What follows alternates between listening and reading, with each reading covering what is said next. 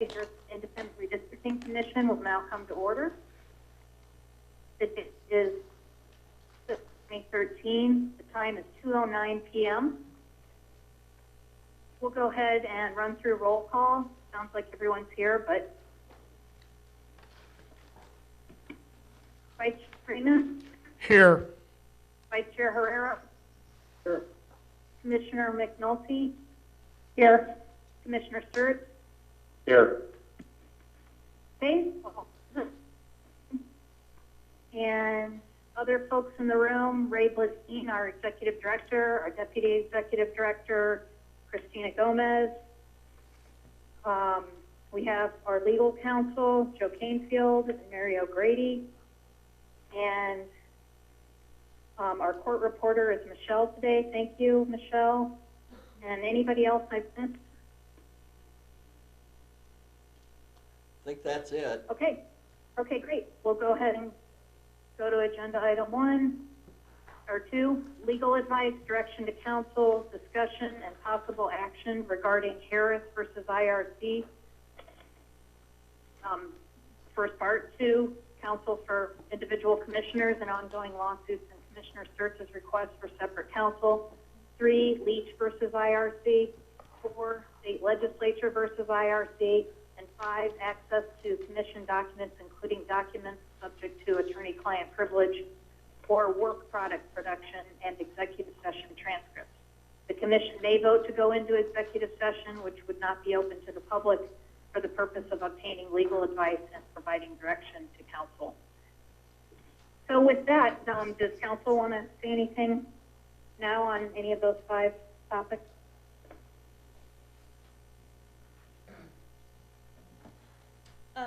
This is Mary, and I'll just give a brief procedural status in open session of the cases before we go into executive session. On Harris versus AIRC, we are awaiting the decision from the court. We have filed our closing briefs and the trial is complete, so that's the status there. On Leach versus AIRC, that's the state court challenge to the congressional maps, and that we are in the early phases of exchanging information, and we'll be exchanging what will be our supplemental disclosure and their initial disclosure next week. And the third lawsuit that's pending is the state legislature versus AIRC. And this is the case that's pending in federal court that the legislature filed challenging the commission's authority to do congressional redistricting. And that, the status of that, we have 2 motions pending. One is our motion to reconsider the appointment of a 3-judge panel, and the second is our motion to dismiss. So we're waiting to hear on those issues or for an argument to be scheduled, but that's the procedural status. And as to the remaining issues that we wanted to discuss, we'd recommend that we do so in executive session.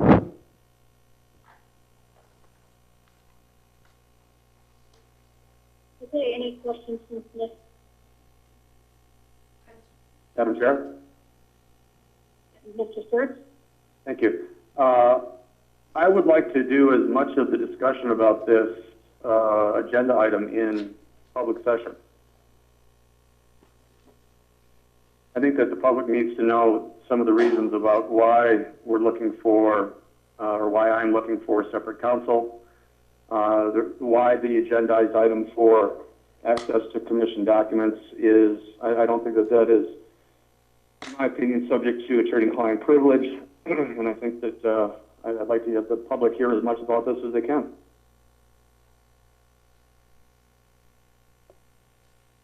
Okay. Any, you have a comment, Mary or Joe, on Mr. Sturts' request? Madam Chair, it's Scott Freeman. Mr. Freeman? I would endorse Commissioner Sturts' comments. I don't think there's anything new with respect to the posture of the lawsuit, so I assume the recommendation to go into executive session deals strictly with the issue pertaining to separate counsel for commissioners, Commissioner Sturtz's request, and the access to documents, the way it's been couched on this agenda item. With respect to the access to documents, that is something I've been requesting since probably November with the executive director. There's always been a reason for a delay. It was February of last year when I put it in writing to the executive director requesting that the commission, at least if it wasn't going to honor my request to get access to commission documents, that it be put on the agenda. And I told the executive director I wasn't going to let the issue go, and with every subsequent hearing, and I think there's been maybe 5 of them, I've asked that all my requested agenda items be put on the agenda. I guess this, and I did so again with respect to this hearing, and I guess this agenda item has something to do with it. As a commissioner, I think I've got a responsibility to look over the shoulder of the staff and the experts and the lawyers that the commission retains to make sure that everyone's doing their job, that we're spending state money wisely, and that entails, if I request, getting access to records and communications among staff, with the experts, with the lawyers. And this arose in October, in particular in October of 2011, when the commission was working on the draft map, and there seemed to be delays with respect to getting some information with respect to competitiveness, with respect to the racial polarized voting analysis from the expert, and nobody really knew what was going on and the reasons why there were these delays. And that's what prompted that aspect of my request for at least some internal transparency with this commission. I also saw at least one instance of where communications, the commissioners regularly get emails from the staff, and they almost always say, there might have been a brief period of time where they didn't say this, but don't reply to all lest you violate the open meeting law. We want to comply with that. I know the commission took the position there for a while that the open meeting law didn't apply to us, but we now know that it does, except where it conflicts with the constitutional provision. And yet I saw an instance where a commissioner's response had been circulated to other commissioners. Now, it might have been inadvertent, it might have been just an innocent mistake. I don't know that, but I'd like to know whether that was commonplace, whether certain commissioners' communications were being shared with the other 3 commissioners. So I included that with my request that I would like to have access to those communications. I know that there was the issue of attorney-client privilege that came up, and I respect that, but that's kind of a murky area for me because we have lawyers representing the commission, not individual commissioners. In fact, I've had the commission lawyer tell me point blank, looking me right in the eye, telling me that he does not represent me, and that he gave, this was a meeting and with respect to a run-up to the trial last month, that a speech that lawyers often give when they're meeting with unrepresented parties, they say, I don't represent you, I want you to make that clear. And in fact, at that meeting, I had my own lawyer, the lawyer that the commission had retained for me, in attendance. So that was sort of a record, quote unquote, was made of that. If that's the case, then if they're the lawyers strictly work for the commission as a body, I'm a commissioner, I should have access to those communications by commissioners to the lawyers too. But even if there is a problem with that, it's an easy one to solve. The commission could easily vote to at least waive any claim of privilege within the commission itself. The documents wouldn't necessarily be made public, but at least the commissioners would all get to have an opportunity to know what's going on this commission. So that prompted me to make that request. I styled them as internal transparency requests. The law is what it is. I don't know if that, I don't see a reason to go into executive session to get legal advice on that. I would not support that. With respect to the component of this agenda item dealing with separate counsel for commissioners, again, that's another murky area for me. And again, it raises all sorts of issues in my mind given the posture the Commission's Council has taken with respect to certain commissioners, with respect to me, and with respect to Commissioner Sturtz as I've seen it. Obviously I voted against the maps. I stated my objections in numerous public hearings. That's no secret. So in that respect, my interest might be contrary to the commission's interest. That situation has been in existence since at least December of 2011. Furthermore, in the context of the lawsuit, the Harris lawsuit, there came a time when the plaintiff's counsel intimated or requested discovery with respect to the commissioners. So there was this issue of legislative privilege. Is there one? Can the commissioners invoke it? Can they claim it? And there was a communication by commission counsel to the plaintiff's counsel saying that, at least with respect to me, I was not inclined to invoke legislative privilege. That was early December that communication took place. So there we had one commissioner, me, saying I wasn't inclined to invoke privilege, at least a blanket claim to privilege. I didn't understand exactly the confines of the privilege. We knew that I had a position contrary to the commission's with respect to the maps, and believed that the commission really was implementing partisan maps, and said so at hearings. And if there was an issue with respect to a conflict of interest, it certainly was manifest at that moment.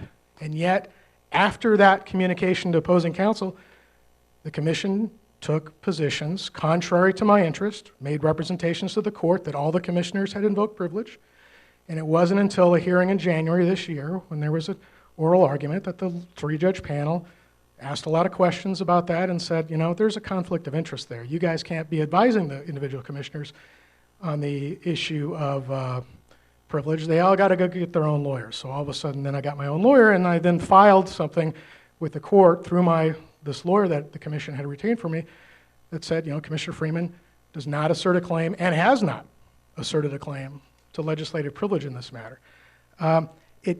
It's a bizarre situation for me, at least, and I don't know exactly how. It almost seems untenable because we've got the commission's lawyers now taking positions contrary to positions that commissioners have taken. The commission's lawyers have sought to undermine positions commissioners have taken. They have made arguments to the court that are contrary to positions that commissioners have taken in hearings and in their depositions. There was no need, I don't think, to do that. We've had commission's counsel seek to really cross-examine and impeach commissioners. It's not a very comfortable situation. I mean, even going forward, I feel like, how do I know now that in hearings, a statement will be elicited from me that the design is really to undermine my position in any subsequent legal position? That concerns me. So, I think all these issues, and I've really just scratched the surface, should be aired publicly. I think whatever the law is with respect to attorneys representing public bodies and how all that interplays, I mean, it is what it is, the law is what it is, and I don't see how the resolution of those issues would necessarily impact what the commission is doing in any subsequent lawsuit. It might actually, to air this out, might actually, foster public confidence that at least we're following the rules and we're doing what's appropriate to defend the commission's interests. And I obviously have a different opinion as to what it's in the commission's interests than three of the other commissioners do. But I don't think my opinion is any less valuable or deserves to be undermined and undercut by the commission's counsel. I recall way back when we were interviewing the lawyers for the commission that it was said in reference to the 1990 redistricting, and that was a redistricting conducted by the legislature, that we had the comment was made that maybe all the legislatures should have had their own lawyers in that because they were all working for their own partisan interests, and they probably all should have been individually represented. I think that comes into play with respect to this commission because it has not been independent. It has, at least this lawsuit has shown some ray of sunshine on what was going on, that we had commissioners in direct contact with the elections director for the state Democratic Party, and really just implementing their maps, having numerous meetings with that individual during critical mapping periods, That individual had direct access, apparently, to strategic telemetry and the maps on their server. Can I break into the filibuster? Excuse me. I have 1 hour that I'm going to devote to this meeting, and I apologize to Commissioner Freeman, but I want to make sure everybody understands that 1 hour. Yeah, we understand that, Commissioner Herrera. I'll let you know when I'm finished. I'm almost finished. So we've got commissions counsel, taking positions directly contrary to positions I took during hearings. We've got eliciting testimony that I just think I was flabbergasted that it's flat out wrong. That we've got eliciting testimony that the chair of the commission was actually the procurement officer for the commission. I'm not aware of any hearing that this commission conducted. In fact, the only thing I remember the commission doing is agreeing to follow the procurement code. And in fact, I think the chair herself said that in one of the hearings back in April or May of 2011. That's what we were going to do. And we never took action to anoint any particular commissioner the procurement officer for this commission. It doesn't say that in the Constitution. Robert's rule says, the president or the chair of the commission or the body has administrative duties, but only those set forth in the bylaws or by agreement of the body. Well, there's nothing set forth in the Constitution that says anything about the duties of the chair, and this commission never made any decisions as to what additional administrative duties the chair was going to have. So I was kind of blown away that story came out now, almost 2 years later, during a trial. And I could go on, but I'm concerned that the situation might be untenable. I don't want to cause unnecessary problems or anything like that. I'm certainly trying to be cooperative at every stage with the Commission's counsel. I've offered to make myself available to them, in fact did make them available to them before the trial to find out, try to find out as a commissioner what was going to happen. We've got a couple more lawsuits to deal with, so let's just try to figure out the best approach to take going forward, and I think we can do that in a public session. And that's all I got for the moment, Madam Chair.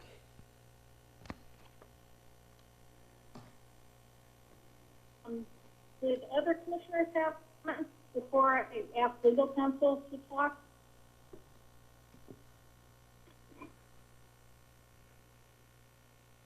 Okay, so Mary, do you have any comments? Sorry, Madam Chairwoman, your voice is very muffled. Well, I'm sorry, what? I'm having a hard time understanding you. Oh, okay, sorry about that. I asked I thanked Mr. Freeman, and then I said, did any other commissioners want to say anything before I asked Mary or Joe to talk?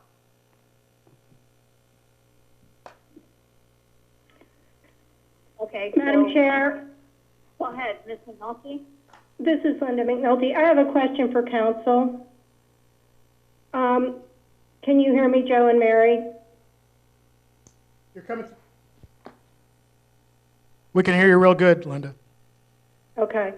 To the extent that any of us disagree with the characterization of events as Commissioner Freeman has just described them, I'm going to just state for the record that I think this isn't the place for me to recite all the ways in which I disagree. I expect we'll deal with those things in, the lawsuits as they become, as the opportunity presents itself. But I would just ask Joe and Mary whether we need to respond to those things right now or whether we can just reserve those and deal with those in another time and place.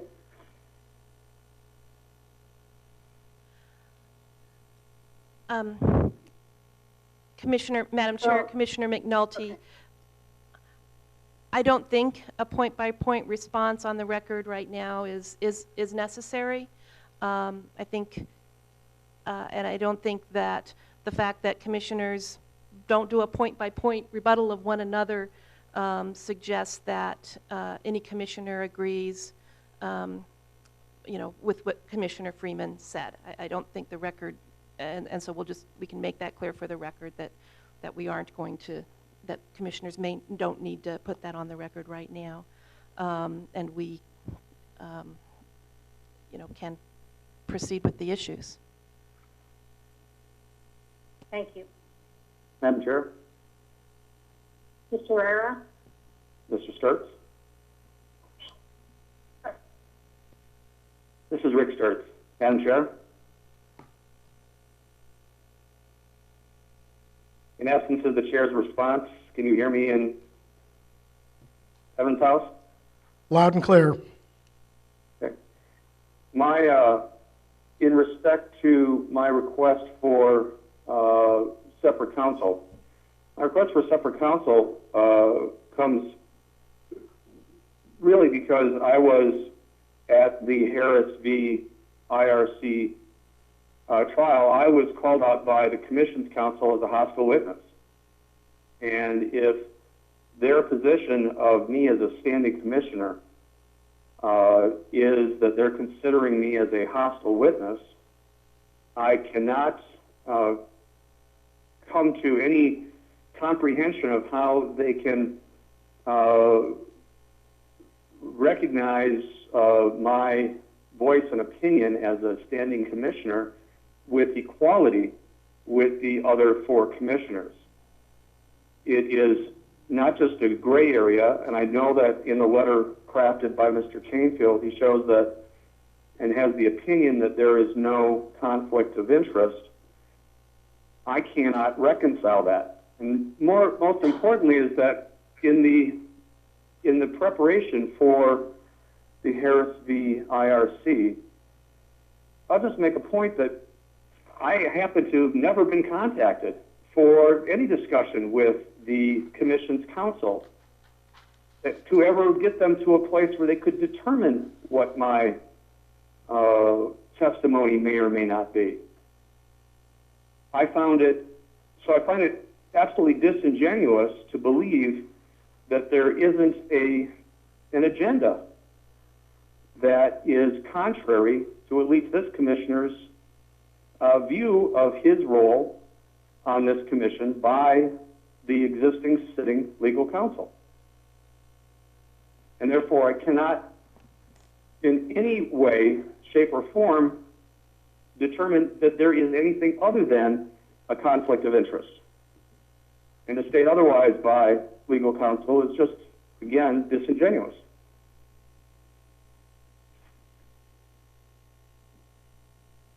So therefore, I'm going to be requesting that the commission make the request to the state to fund independent counsel for not only myself, but I believe the other 4 commissioners as it pertains to legal representation going forward, not just in the Leach v. IRC, but all subsequent legal matters where representation would be required. Madam Chair?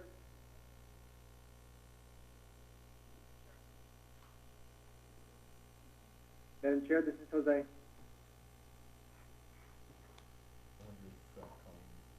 Safe to assume that the chairwoman Mathis can't hear me? Hey, Commissioner Herrera, we're not sure whether she's even on the line, so maybe let's just hold on a second. Okay.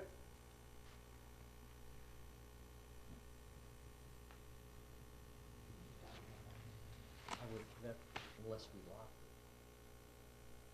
Remember last time there was a question about locking it, so people, and I don't know, we talked about doing that, I don't know what to do, so I hadn't thought of that.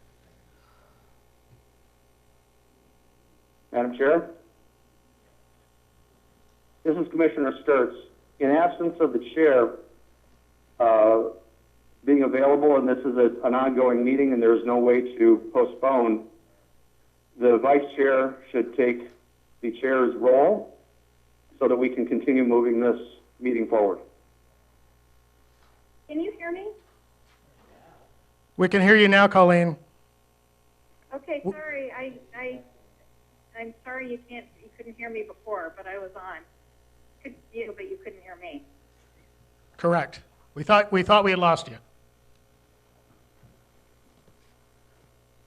So last I heard, I thought Mr. Herrera wanted to say something, but maybe I was mistaken. No, you actually weren't.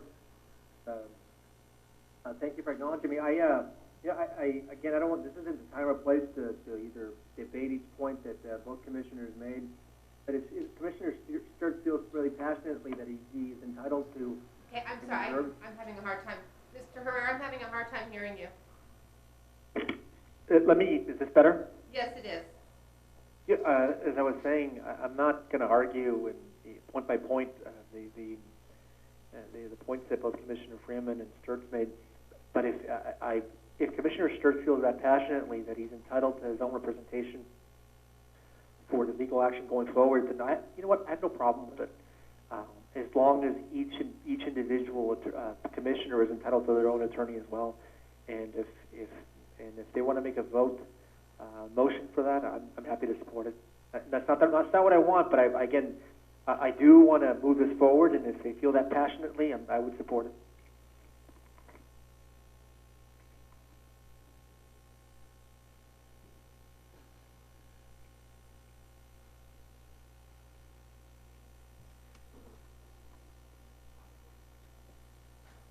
Madam Chair, this is Mary, and I just had a comment along the lines that Commissioner McNulty said. The lawyers also will not be clarifying the record and making, in terms of whether we agree or disagree with statements made. And obviously any communications that we have with commissioners we consider privileged. So we'll just, again, don't want to, but wanted to make that clear. Madam Chair, it's Scott Freeman. Go ahead, Mr. Freeman. I agree with that, and I just want to make sure that then the commission in any subsequent legal proceeding does not make the argument that failure to make a point-by-point response to any action or by the commission or any statement made by a commissioner does not constitute consent and agreement and consensus, because those positions were made at least during my deposition, and I can't recall whether it was during the trial, and I don't agree with that. I agree with the position that Commissioner McNulty made her statement, and I agree with Ms. O'Grady's statement. Does not require a point-by-point response. Silence does not constitute consent or consensus.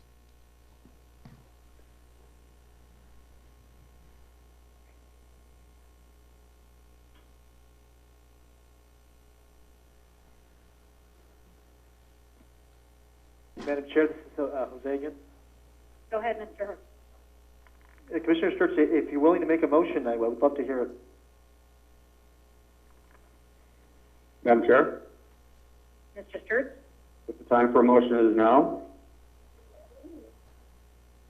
the motion would be that for all current litigation, I guess it would be for all pending litigation and all future litigation, that the between the IRC and any other outside parties, that the commission would approve and authorize independent legal counsel for all 5 commissioners should they desire.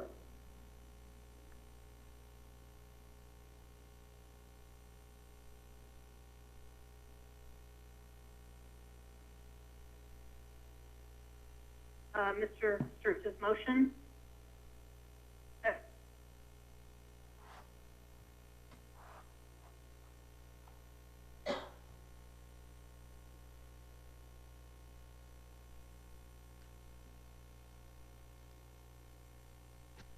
Madam Chair, Ms. O'Grady, are you going to give us legal advice on these issues at any point, or are you waiting for us to decide whether or not we're going to go into executive session, or? Well, our recommendation was that the legal advice on these issues, that we give that in executive session. So that's been our recommendation. And that remains our recommendation. Are we waiving anything for future legal advice if we don't do that?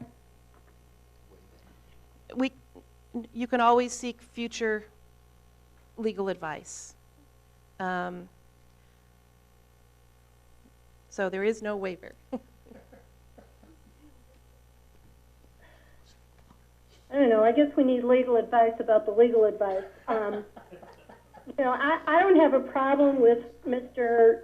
Freeman and Mr. Sturts, you know, making their statements, you know, and I should probably do the same because you know, I'm getting tired of all the insinuation about the behavior of the other three commissioners, which includes myself, and I just have to say again, it's just categorically incorrect what's being insinuated. But nevertheless, now that Mr. Freeman has said that he would like you to give us your legal advice on agenda item number 1 in public, you know, what would be the reason not to do that? I mean, the law is what it is. That you represent this commission. We have a legislature who can't, you know, afford to pay for the legal counsel we have now, never mind 5 lawyers. So I'm asking you for legal advice about whether or not we need to get your legal advice in executive session, or whether you can give us some legal advice in public.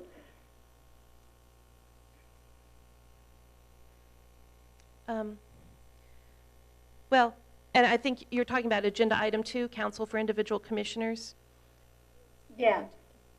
And let me defer to Joe on that issue. Madam Chair. Madam Chair? Before Mr. Kingfield proceeds, there is a motion on the floor awaiting a second. If the motion is not going to be seconded, let's let the motion fail for lack of a second. Or let's allow a second to take place before we move off target, because the motion has been made, and the next step would be for a second to be requested.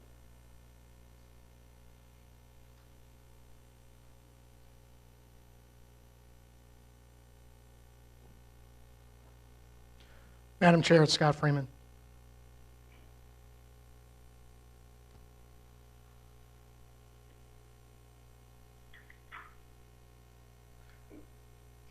Colleen, if you responded, we couldn't hear you.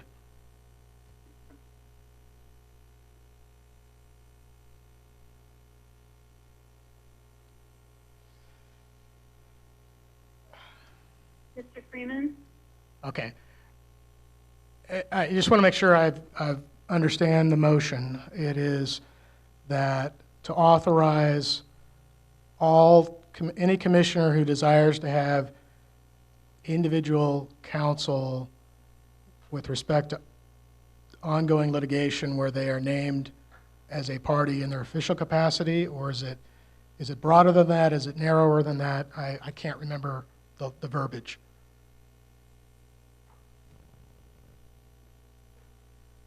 Madam Chair? Go ahead, Mr. Sturts. I didn't spend much time in designing or crafting the motion. The concept of the motion is going to be that each individual, it would be very similar to what we have done in the past, that was done in fall of 2011, where each individual commissioner has the right on any litigation that is in front of them, where they are either a direct or an indirect party, where they may or may not be asked to testify or be deposed or to be involved, that they have got the right to their own individual legal counsel, and the fees for that legal counsel would be paid for under contract with the state of Arizona.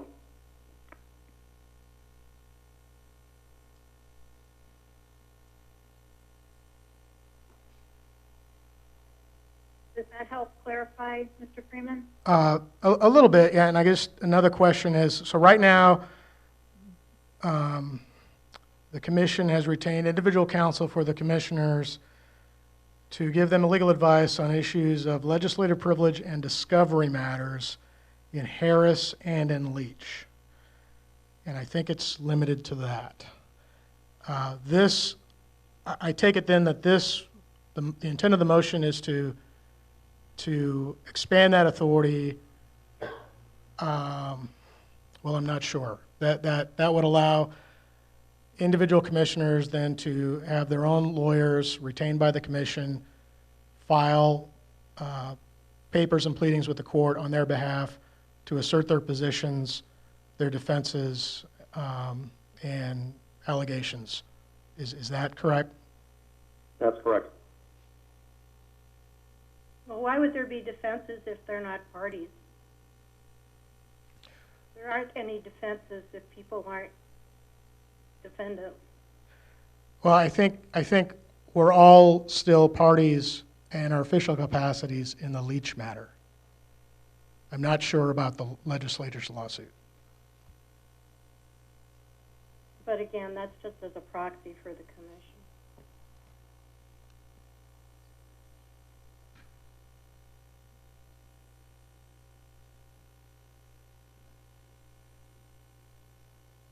Again, I was taken in the Harris case. I was taken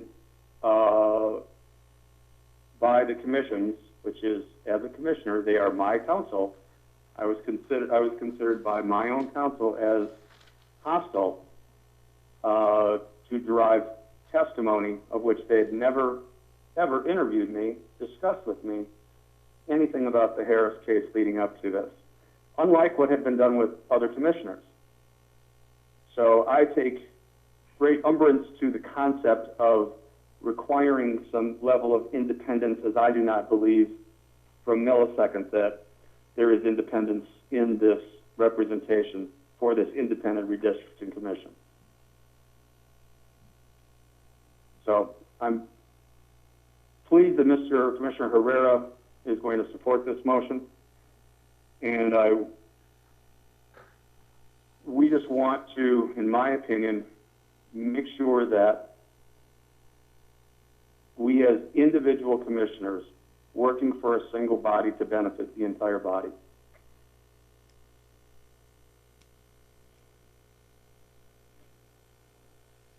But that's disingenuous. I mean, Rick, you disagree with the body. I mean, the lawyers are just representing the commission. They're trying to defend our maps. That's all. And you disagree with that. It's just, it's not a legal issue. It's a personal, political issue. It's not a personal or political issue, Linda. But it is. You disagree with what we did. You disagree with what we agreed to do. And that's all it comes down to. And I don't want to debate it with you, but I do feel like I need to respond in some way. Why? Why do I feel like I need to respond? Yes. Because decisions were made in what we believe was the best interests of the commission and the state. Who is we? A majority of the commissioners. All of the commissioners. And your decisions, you had a different perspective. But that doesn't mean anyone was bad or anyone has a conflict Or you had a different perspective than me. Yeah, we did. My view is not the result. My view on this has to do with the process. And what was represented about me in testimony in Harris and the way that the commission's attorneys approached me as an individual, I feel was absolutely had nothing to do with working for the benefit of the commission as a body, including all 5 members.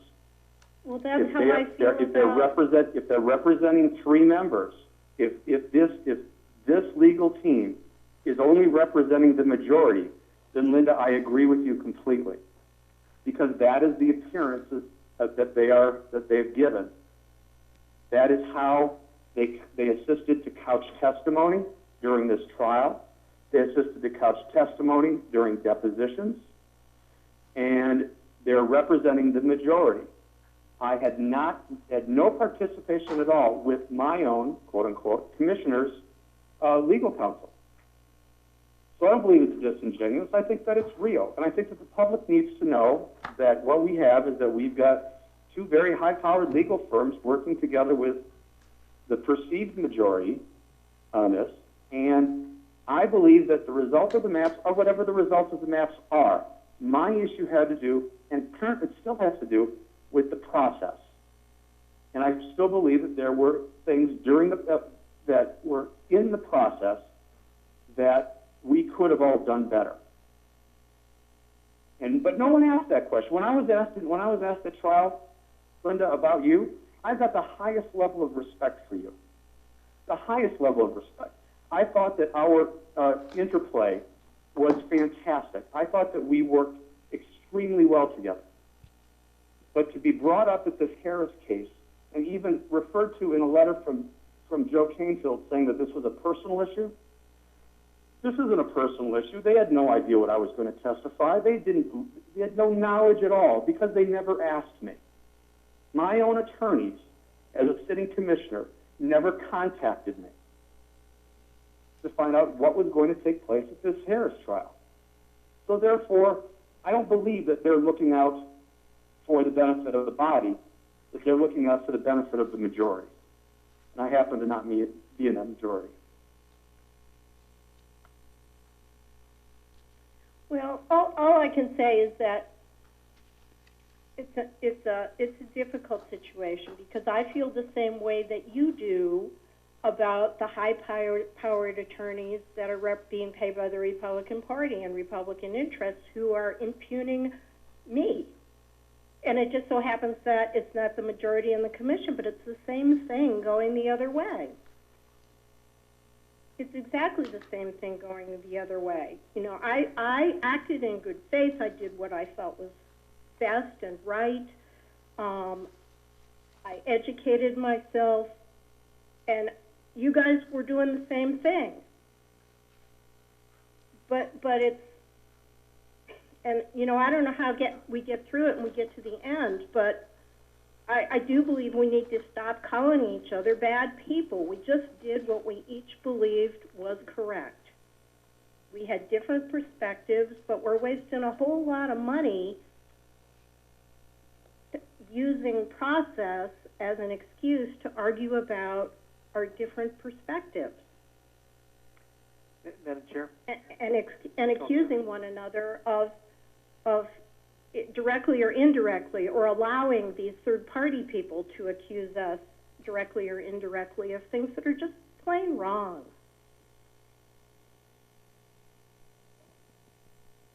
Madam Chair? Mr. Herrera?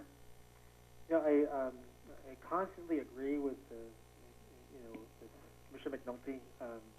That's probably why she's highly paid as an attorney, and I'm not. Not that I'm an attorney, but it just one of the things, I don't think we're ever going to come up with a consensus or start coming up with, okay, this is an area we can agree in. There's 5 of us and we're all very different. There were things that were said in when I was being deposed that it just shocked. It really shocked me because I really felt that there's a couple of commissioners on the commission that took things personally. When I was actually asked if I liked any of the commissioners. I said, you know what, I like them all. I don't have an issue with any of them because when we did the commission, that's funny. That's not what your deposition said.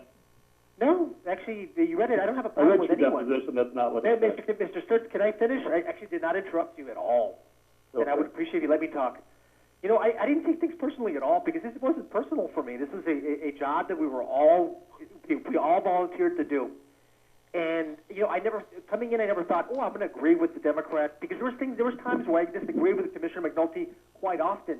And if you look at the record, we didn't vote consistently yes or no on issues. We disagreed quite a bit.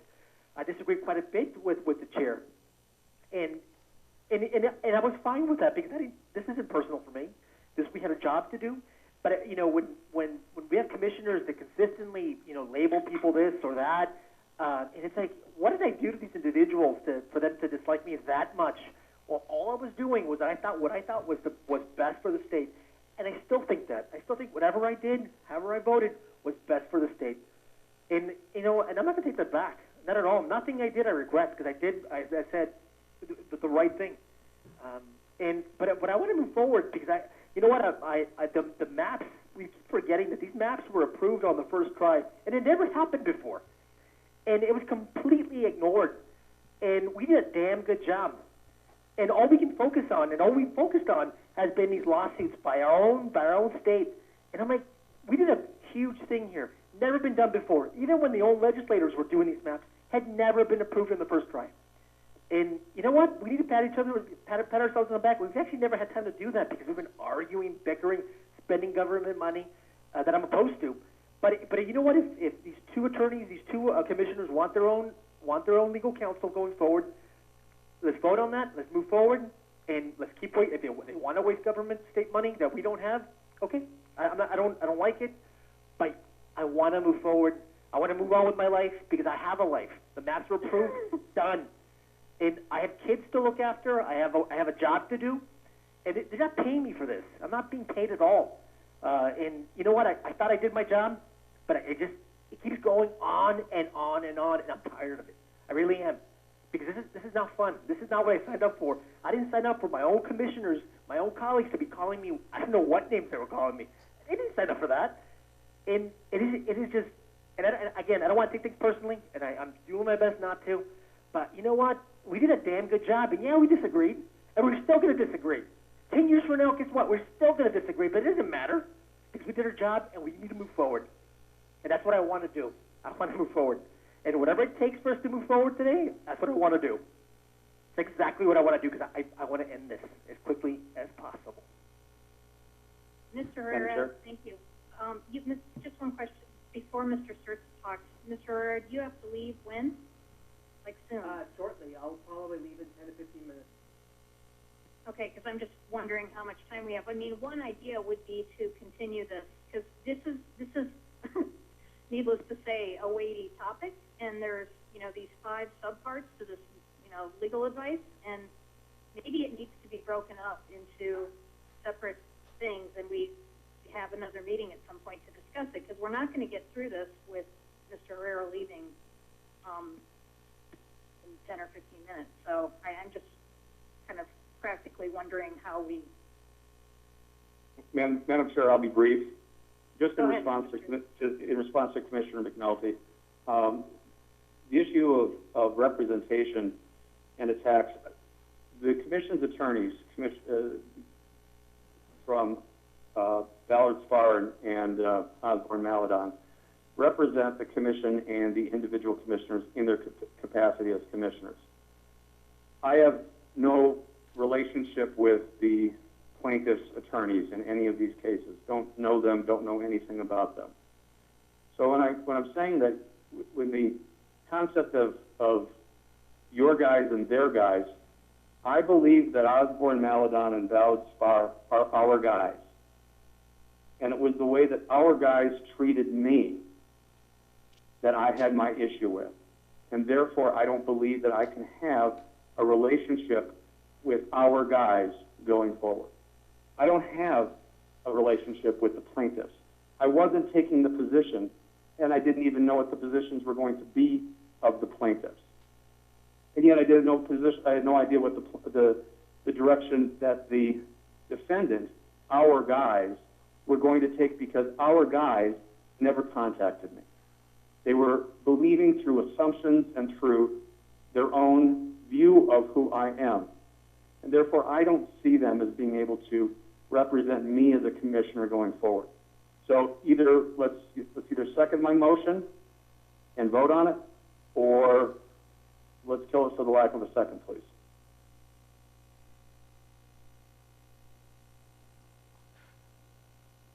Madam Chair, it's Scott Freeman. Mr. Freeman? I'll second the motion because I'd like to hear what Mr. Canfield has to say. I couldn't make out what you said there. You said you'd second the motion, but what? Because I'd like to hear what Mr. Canfield has to say. Okay. Okay, so we have this motion that's been seconded from Mr. Stewart. Motion made by Mr. Stewart, seconded by Mr. Freeman. Is there any discussion on this, even though we've been discussing it? Madam Chair. Madam Chair, members of the Commission, this is Joe. I think this would probably be a good time for me to summarize a response to Commissioner Sturtz's request for us to withdraw as counsel on behalf of Mr. Sturtz in his official capacity. We copied the commission on the letter, so you're all familiar with it. And let me just start by saying, we're very sorry that this has all played out the way it has. Speaking for myself, when you all interviewed me, it was done in public session. You asked me very pointedly who would I represent, whose interest would I represent, and I told you that I would represent the commission as a whole, because that's what you were hiring me to do, and that's ethically what I would be required to do. Not individual commissioners' interests, but the commission as a whole. And I apologize to Commissioner Sturtz. I can hear very clearly how he feels as a result of the trial and the discovery leading up to the trial, and it doesn't surprise me. Unfortunately, litigation is an ugly business. It's very adversarial. It's cross-examination is part of the process of ascertaining the truth. It's not pleasant to be deposed. I've been deposed, and I've been subject to cross-examination in my former capacity as state election director, so I know the feeling. And I'm sorry that you all had to go through it. We were doing our best as counsel for the commission to represent the commission and the decision made by the commission. The problem, of course, is that the commission was divided. That's not uncommon in state government or even sometimes in corporate life. And our ethical rules guide us in these situations and tell us what to do. And that is to continue representing the body. So the reason we felt that we needed to respond to Commissioner Sturtz's letter requesting that we withdraw, and to put it in context for those that aren't as familiar with this as we all are, in the Leach case, the state court action, the commission was sued as a whole, alleging procedural irregularities with respect to the process for drawing the congressional map. In addition to naming the commission as a whole, the individual commissioners were named in their official capacity, and that's an important point to make because that's the way you plead a case sometimes when you need to name individuals to get specific relief. Without boring everyone about the details of that area of the law, we know in federal court you do have to name individuals in their official capacities to get some relief because of the 11th Amendment prevents you from naming the state. Same issues don't necessarily present themselves in a state court proceeding. When we were asked to withdraw as counsel, we had to look at this issue a little more carefully, of course, but this isn't the first time it's come up. To the credit of Commissioner Freeman, he's identified this issue in the past, and we've certainly looked into it. The letter... Joe, I'm having a little trouble hearing you. If you have a mic, could you get closer to it? Yes, I'm sorry, Commissioner McNulty. I was not speaking directly into the mic. Can you hear me now? That's much better, thank you. I can't repeat everything I just said. I don't... You don't need to. Okay. So anyway, I was getting to the letter to just explain at least the position of Ballard's Bar and Osborne Maladon, Mary. This isn't Mary's letter, but she sent a separate letter indicating that she and her firm were in agreement. And frankly, one of our concerns was that this issue about us withdrawing raises ethical questions about conflicts of interest, and that's a very serious matter with respect to members of our profession. So we, of course, wanted to make sure that we were responsive to our client, the commission, responsive to Commissioner Sturtz, and setting forth our, how we see the law and how we interpret the law. So essentially what we have pointed out, as I've already said at least 2 or 3 times now, is that we represent the commission as an entity and not individual commissioners, but the commission as an entity. The relief requested in the Leach case is against the commission and not against any specific commissioner. So obviously the prayer for relief is that a new maps be drawn following what the plaintiffs say should have been the proper procedure. So if they were successful in this case, the relief would not be personal to any particular commissioner, but it would be to the commission as a whole. So that certainly factored in to our analysis. We also cite to the case law that, as I noted earlier, that discusses official capacity suits and why you caption a case naming individuals in their official capacity, which usually is required in federal court proceedings to deal with 11th Amendment issues. But in this case, we have yet to identify what why the plaintiffs felt the need to name the individual commissioners in their official capacities. I'm not saying that there isn't a reason why they did. We just haven't identified it. Perhaps they will tell us at some point. But the lawsuit doesn't seek any relief against any of you in your official capacities, therefore we, as I indicated in the letter to Commissioner Sturts, do not. Our role is to defend the Commission's decisions and not necessarily the personal interests of any individual commissioner. And Commissioner Sturts, I apologize if that statement sounds harsh. Was not meant to sound that way. But the issue is whether I think what I was trying to say was that if you, as an individual commissioner, had some kind of exposure as an individual, well then, that's a different question. If it's just a disagreement with the majority and the final decisions of the map or even the process, then we don't, without any specific relief requested against you, we don't see that as a conflict. So ethically, we don't see that as a conflict. Now, having said all that, on the question of individual representation and withdrawal, we felt that it was necessary for the Commission to address those questions because that's who we represent, and we think that that's your decision to decide whether the individual commissioner should, in fact, have their separate counsel, and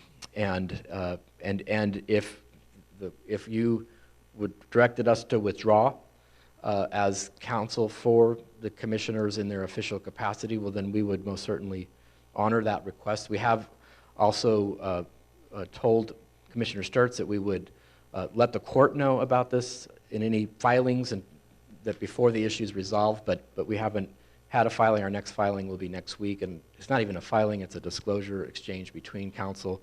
And again, in fairness, we brought this up before we filed our first responsive pleading because we did want to get this resolved, and we certainly don't want to be accused of any ethical impropriety.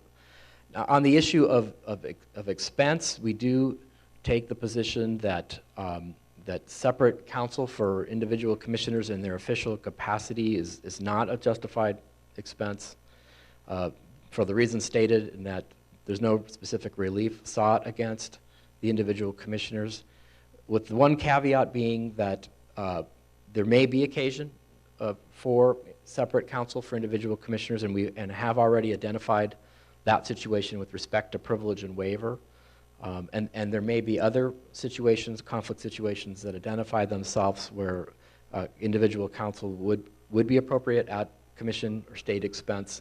But in terms of a blanket recommendation to authorize the expenditure of individual counsel for individual commissioners in their official capacity, given the manner in which this case is postured, we're just not seeing how this is a justified expense. And in addition to obviously representing you and defending the maps in these cases, we also are obligated to advise you on other aspects of the law, including incurring expenditures and what kind of exposure there might be there. So we are not saying that it's necessarily illegal or unlawful, but we just aren't convinced that it's a necessary expense, and we will, with that having been said, I will pass the microphone to Mary to see if she has anything to add, and it's something that on that last point, I think the Commission we could discuss that perhaps in a little bit more details.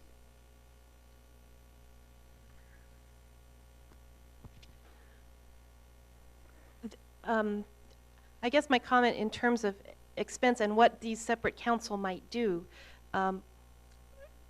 as I understand the motion, it would be, well, and Commissioner Sturtz's proposal, we would not represent Commissioner Sturtz, and perhaps if this motion is approved, we would only be responding for the commission, and perhaps we'd have 5 separate lawyers who do everything for the individual commissioners, and so we'd have 6 separate defense counsel doing whatever needs to be done in the lawsuit. And again, as Joe said, that doesn't seem to be either appropriate or necessary, given the nature of this lawsuit, which is the commissioners are named in their official capacity in this challenge to the commission's decisions, and the relief sought is against the maps, and the naming of the commissioners in their official capacity is unnecessary. Like in the Harris case, they were dismissed based on legislative immunity. We think that same action is likely appropriate in the state case, and really the commissioners in their official capacity are just proxies there for the entity. And in our research, as we've pointed out, commissioners in this type of lawsuit, really their role is as witnesses, perhaps, and but perhaps not because of legislative privilege, as decision makers as commissioners in the body's defense, but not to individually direct, their personal representation in the case. And you have 5 individual voices representing the commissioners in their official capacity when they're really just named as proxies for the entity. And I think that's my supplemental comments at this point. Madam Chair, it's Scott Freeman. Mr. Freeman? Well, question to council, and it's just, and I guess my question is, am I articulating a legitimate concern here? Because I understand it is the commission authorized individual counsel for commissioners in their official capacity with respect to issues pertaining to legislative privilege and discovery. But that was it. And so at trial, I mean, we were told at the last hearing, yeah, you all can have your individual lawyers there when you testify at trial, but it probably would be a waste of time if they stayed for other parts of the trial, although I think some other lawyers did stay. But so my lawyer was there, the lawyer the commission had retained for me, but he couldn't object. He couldn't take any, at least that I was aware of, he couldn't take any action. He could object at the deposition. He did a few times. And there were probably times when I was up there where I wanted an objection. And there was nobody. There was nobody. I guess I could have lodged my own objection, but there was nobody to do that. And maybe, and I guess is that a concern? And is there maybe a third way whereby maybe the scope of representation of the individual lawyers is maybe broadened in some way that would address some of these concerns and yet not upset the apple cart too much? Madam Chair, Commissioner Freeman, I'll take the first stab at a response. I think the answer is yes, and I always felt it was appropriate for the individual commissioners to have separate counsel on the privilege question because I could see a potential for a conflict with commissioners in the body with respect to the positions taken. So I think that that's an appropriate request. I'm just not sure what the exact language or scope of that would be, but yes, in certain situations it may very well be appropriate to expand the scope of the counsel that the commission has authorized you to hire, or us to hire on your behalf. And I'm searching for it as well, and I go back to the example of which commissioners invoked privilege. Well, Freeman didn't, but the court thought maybe I did, and so that, to me, that was a problem, and I didn't know about it till later. And I know you guys were thought all the commissioners they're just named as proxies, so it doesn't matter what they say.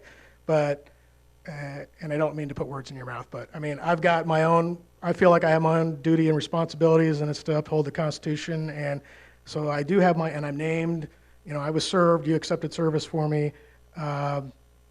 So there is this notion that there is an interest that each individual commissioner has that maybe isn't being protected enough under the construct we have right now. Madam Chair? Go ahead, Mr. Herrera. Yeah, I'm going to have to be hanging up now, so I apologize. So you guys still have quorum without me, so I'm going to be hanging up. But you know, both of our attorneys really don't need to apologize for anything. You know, I think they did the job they needed to do, the job that we hired them for. You know, and I felt very comfortable talking to Joe Canefield as myself as a Democrat, talking to Joe Canefield as a Republican. And sometimes I talk to him more than I did to Mary. And, you know, that's what the commission is supposed to be about when we hire attorneys. I really never thought that we were going to hire an attorney for Democrats and Republicans. I never saw Joe that way, and I never saw Mary that way. You know, and it's sad that hearing the other commissioners felt that they weren't listened to, or they weren't, you know, they felt that they were being ignored, or whatever the case might be. That I feel bad, but I never saw it the same way. Obviously it's their opinion, and I'm going to have to respect that. But, you know, our attorneys don't have to apologize for anything. If I had to do it all over again, these are the attorneys I want as well. So, and again, I hope that one of these days these people will look back and say, you know what, I don't even know why I took this personally. They all had a job to do, and they did it. And so that's all I'm going to say. Like I said, I don't know how long you guys will be on the conference call, but I wish you guys the best. But I will have to hang up. So, Madam Chair, are we able to take a vote before Mr. Herrera hangs up? I'm not vote. I feel like I don't want to foreclose. I'm sorry, I can't, what was that last sentence? Can you hear me? I don't know where you, what part, where do I? Madam Chair, we can't hear you, but I'd like to ask a question before you vote, if I may.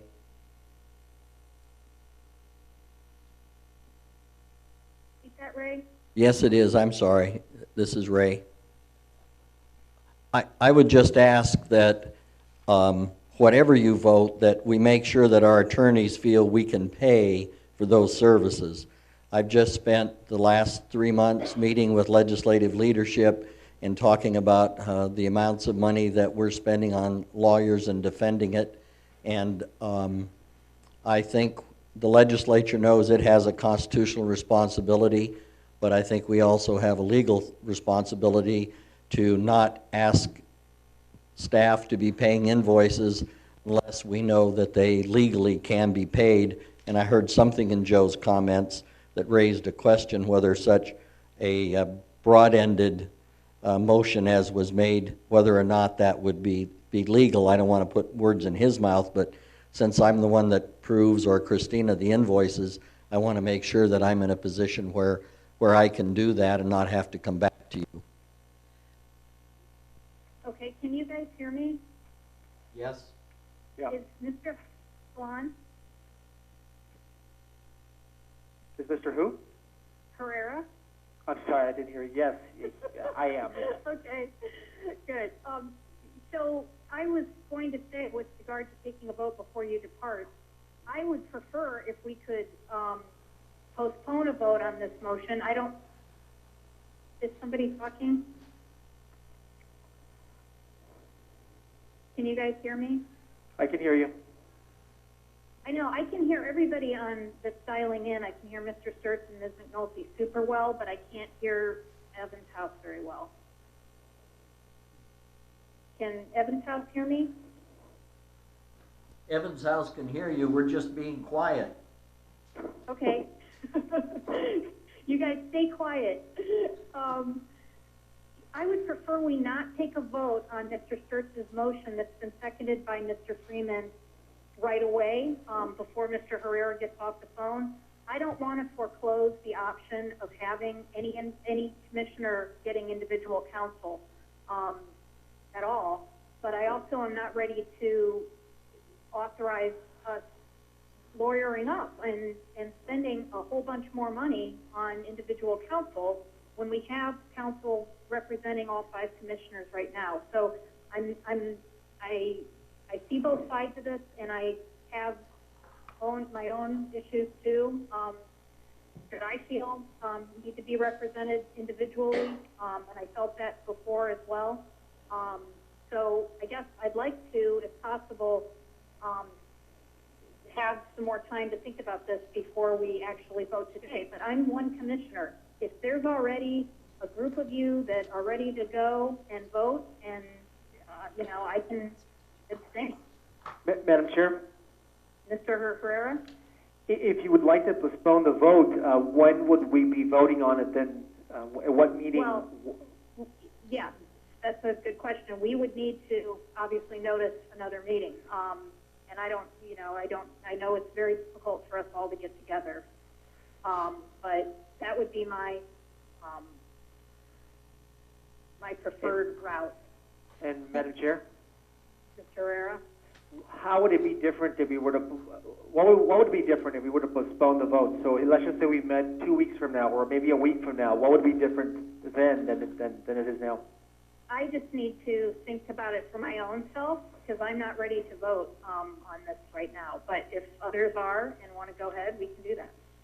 Madam Chair, one last comment. If you want to postpone the vote, as long as we have a date in mind of when we want to schedule this topic, reschedule the topic and talk about it, and then finally do a vote, either up and down, I'm okay with that, but we're postponing it, but not much longer, because I'm assuming when we have another meeting, we're going to talk about the same things over again. People will say the same things they said today, rehashing everything. I don't want to do that. So if it's going to be a meeting where it's agendized and we discuss things that haven't already been said, then I'm okay with that.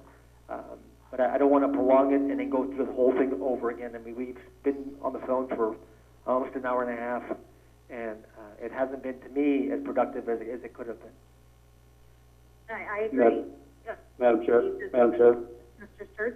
the issue of Leach case is the clock is ticking, and I think that we're all members of this commission are cognizant of the financial constraints of the state of Arizona and the desire to not, as you use the phrase, to lawyer up. I just feel that it is imperative to bring this to a vote now so that we can, if we want to revisit post-Leach on any other litigation, that would be satisfactory to me, and I could restrict the motion and amend it to dealing specifically with the cases that are currently active and withdraw any future for us to have conversation later. But at this time, I think that it is imperative from my perspective, and I believe on the respect of the other commissioners, to at least have guidance from individual legal counsel in their official capacity as commissioners, if they so choose. Madam Chair, I know I said it was my last comment. I do want to hear from Commissioner McNulty, and I would love to hear her thoughts on this.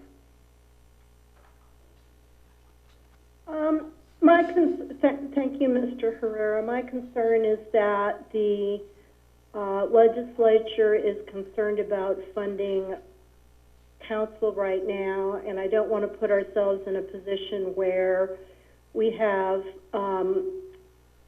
representation which would not, from a legal perspective, be justified, and which could cause the legislature to be unwilling to pay the commission's lawyers or to reduce the compensation to the commission's lawyers. So I feel like I need to think about this some more too. I liked the question that either Mr. Sturts or Mr. Freeman asked Joe Canfield about whether there's a way to expand the scope of the existing representation somewhat to address Mr. Sturts' concerns without being quite so open-ended. But I am concerned about having, all of us have lawyers in our individual capacity when we really haven't been sued as individuals, and when we could and probably should move for the Leach Court to dismiss us out as individuals in our official capacity, so that it's clear that it's just the commission that's at stake, that's a defendant, and then try and deal with Mr. Sturtz's concern about the depositions and, you know, being all of our concerns about those things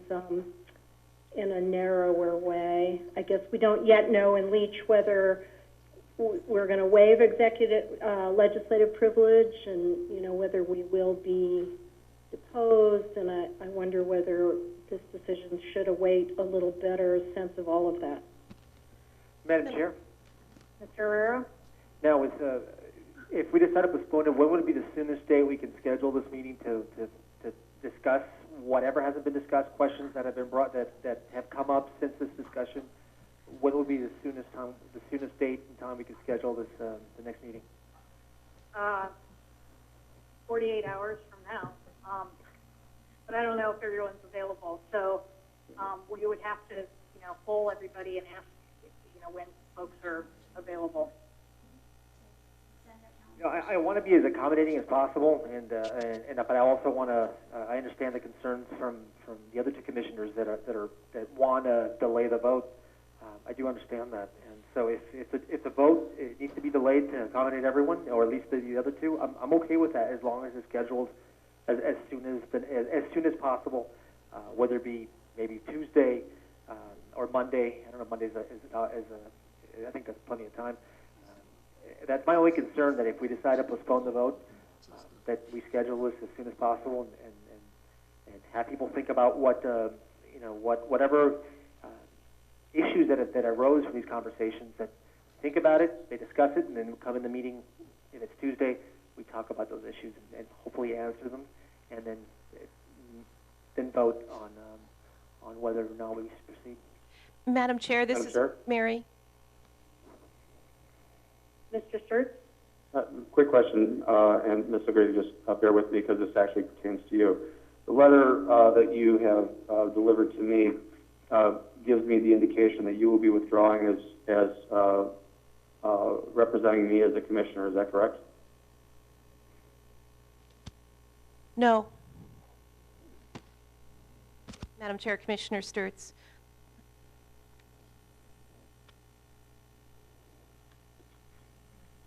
The letter just supported the analysis of Joe Canfield. Okay, so when can we next all get together? Madam Chair, I think Mary has something she wants to offer. Okay. And then I would say this, if everyone would today send us their availability calendar for the starting next Tuesday, then we can quickly set a meeting. But that's normally the first step. If we try to set a meeting now, we're just going to be changing it because people have their own lives to live. And the thing that would move it the fastest is everybody doing what they've been good about doing, and that's sending us the times they could meet over the next, say, starting 48 hours from now. Madam Chair. Availability? Go ahead, Ms. McNulty. That's Mary. Mary. Oh, sorry, Mary. Yeah. Mary, before you speak, Ms. O'Grady, before you speak, do you mind if I just chime in real quick? I will send the IRC staff my availability for next week, and I will be as flexible as I need to be, so we can schedule a meeting. If Tuesday is the date that everyone's available, hopefully that's the case.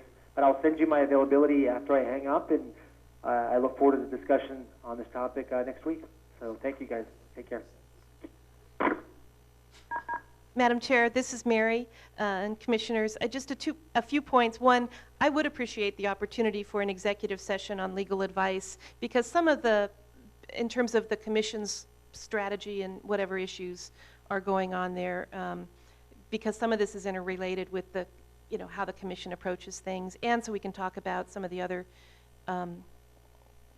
issues that might come up if we do have expanded roles of counsel in terms of the Commission's representation.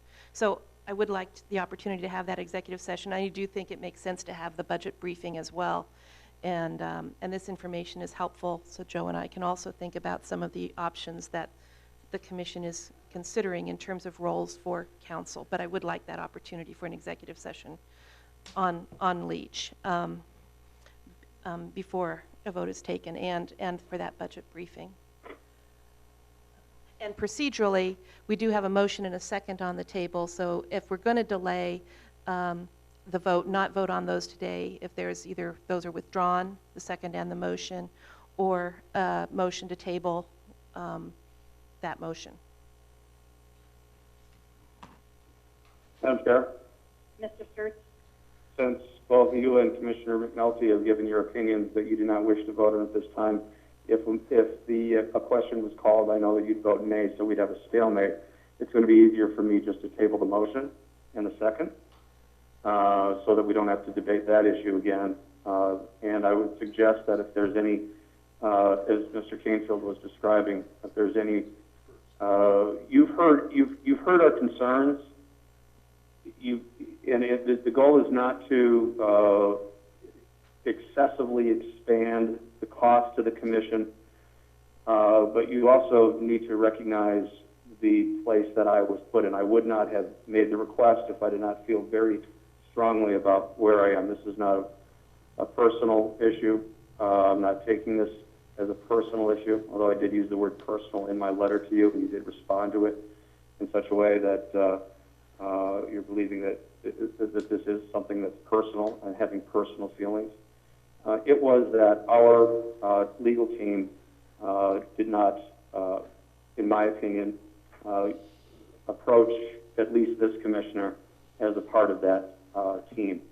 And therefore, I believe that having counsel from outside is going to be helpful in moving the facts down the field. And I will then table the motion if the seconder agrees with the second, and we will reconvene at a date hopefully set within the next 10 days. Madam Chair, it's Scott Freeman. Mr. Freeman? Given what Commissioner Sturts has said, I'll withdraw the second. Okay, thank you. So we'll table until we next meet, which it will be on the agenda, and everyone is to provide their availability over the next week for the next week, but provide the availability as soon as possible, like today, to Ray and Christina so they can figure out what's going to work for everybody. And Madam Chair, and this is for Executive Director Pladine, I will make myself available to their schedule.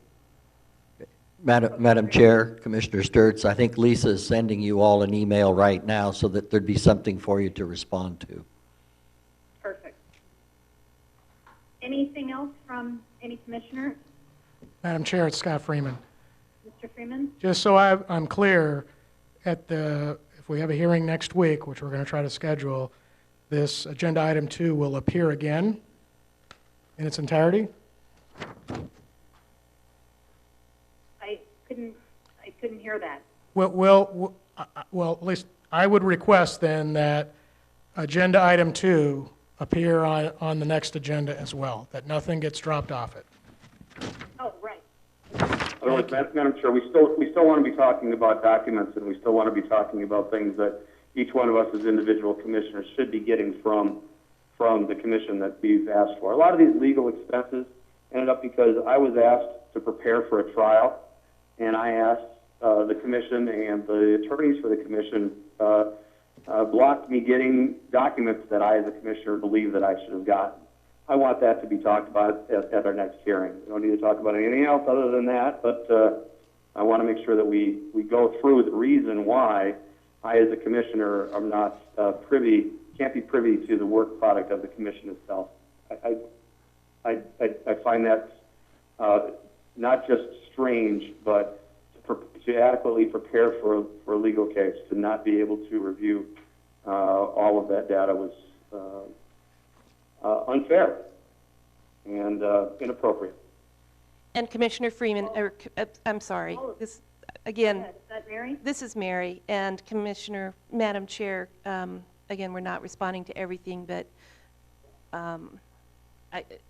we'll follow up with you, Commissioner Sturts, and address your concerns. Thank you. But I disagree with what was said concerning those issues. Okay, you can disagree. I mean, I didn't get all the stuff that I was asking for. Right, because you were asking for things that you had never seen before, and there's no need to see those in the context of preparation for trial. Yes, that is as even a larger level of concern about things that are taking place behind the scenes that we are required to vote on and participate in. I mean, it's our votes, it's our names, it's our faces, it's our reputations that are on the line with all this, and we've all gotten beaten up for various reasons at various times. And hiding stuff behind the scenes is exactly what Proposition 106 was voted on to not do, was to take all of this secret stuff that's, you know, not being shown to the public and get it all out there under the bright light. And that's what I don't understand why we can't get that done. So if we're hiding stuff that commissioners themselves can't see, as you've just described, I got an issue with that. So we'll talk about that at the next meeting. Okay, and everything, the agenda will just continue, the same agenda from today will be the agenda for the next meeting. Is that everyone's understanding? Right. Okay. So with that, everybody respond to Lisa's request.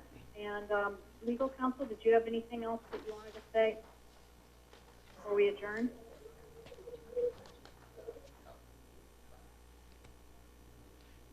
Madam Chair, it's fine with us if all the items go over. I think the material we gave you told you where we are with budget, but if you want me to comment on that, I'd be glad to.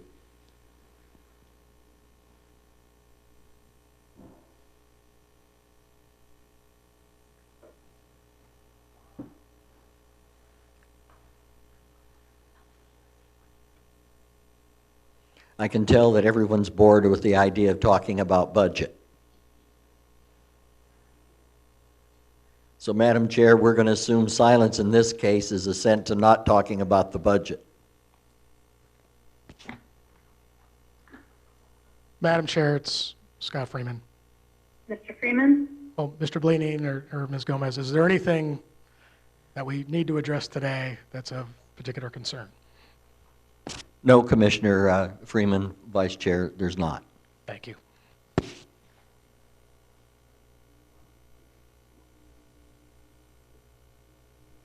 Okay, anything else?